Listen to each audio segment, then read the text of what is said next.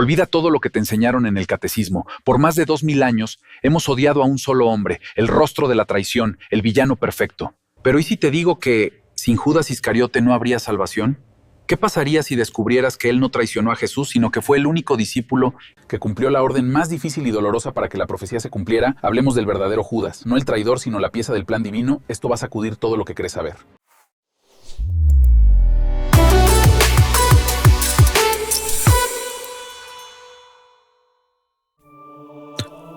Para entender a Judas, hay que saber quién era.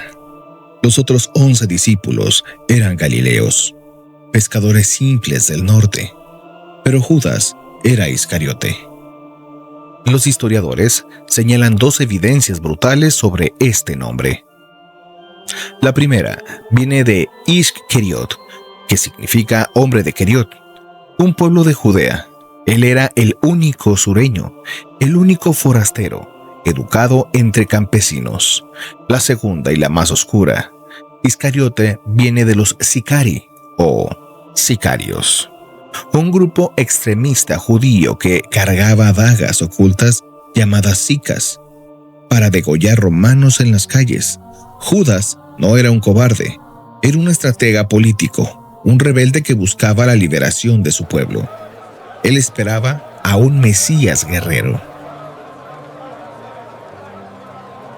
En el grupo, Judas era el tesorero. Él manejaba la bolsa de dinero. Piensa en esto. ¿Acaso un líder brillante como Jesús le daría el control de las finanzas a un ladrón cualquiera? Claro que no. Judas era el hombre de mayor confianza, el pragmático, mientras Pedro, Juan y los demás soñaban con reinos espirituales. Judas compraba el pan y calculaba los riesgos. Él caminó, comió y durmió junto a Jesús. Vio los milagros de primera mano. No era un hombre sin fe. Era un hombre cuya fe estaba a punto de ser puesta a prueba de la forma más cruel posible e inimaginable. Llegamos al momento de la verdad. La narrativa oficial dice que Satanás entró en Judas y por avaricia cobró 30 monedas. Pero detente a pensar con lógica. Si Jesús es el Cordero de Dios que debía ser sacrificado desde el principio de los tiempos para salvar a la humanidad, alguien tenía que entregarlo. Sin traición no hay arresto. Sin arresto no hay cruz. Y sin cruz no hay resurrección. En la última cena, Jesús le da a Judas un pedazo de pan mojado y le dice directamente a los ojos: lo que vas a hacer, hazlo pronto. No lo detiene, no lo advierte, le da una orden. Era una misión coordinada. Judas fue el único que entendió que, para que el Mesías triunfara, tenía que morir. Si crees que esto es solo una teoría moderna, escucha bien esto. En los años 70 apareció en Egipto un papiro copto del siglo III que la iglesia intentó destruir: el Evangelio de Judas. National Geographic lo restauró y tradujo en 2006. En este texto, Jesús se ríe de la ignorancia de los otros discípulos, llama a Judas aparte y le revela el secreto del universo. El texto dice explícitamente que Jesús le ordena a Judas entregarlo, diciéndole: tú serás mayor que todos ellos. Judas, porque tú sacrificarás al hombre que me sirve de envoltura carnal.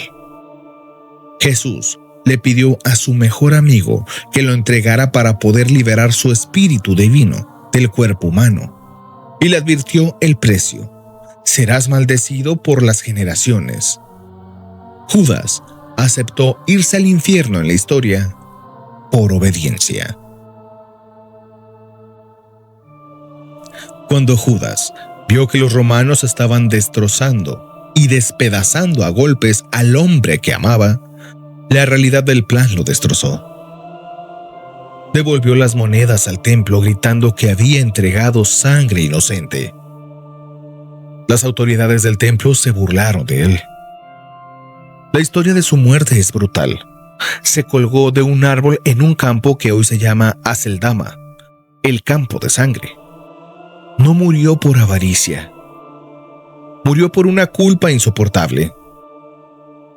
Hizo el trabajo más sucio de la historia por una orden divina. Y el mundo le ha pagado desde entonces con odio eterno. Entonces, la pregunta es, si Judas no hubiera cobrado esas 30 monedas, ¿tendríamos la historia de la salvación? ¿Fue el villano más despreciable de la humanidad o fue el discípulo más fiel? El héroe trágico que aceptó la condena eterna para que el resto de nosotros tuviéramos un lugar en el cielo. Los textos perdidos nos muestran a un mártir incomprendido. Pero al final, con las evidencias sobre la mesa, la última palabra, como siempre, la tienes tú.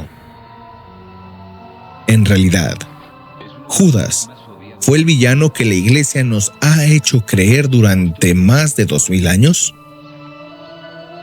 ¿O simplemente fue el favorito de Jesús para poder asumir la culpa y entregarlo como en las Escrituras estaba predicho? Esto fue Guadalajara para el Mundo TV. No te olvides de dar like, suscribirte y activar la campanita de notificaciones. Comparte este video. Soy Alan Martínez. Hasta la próxima.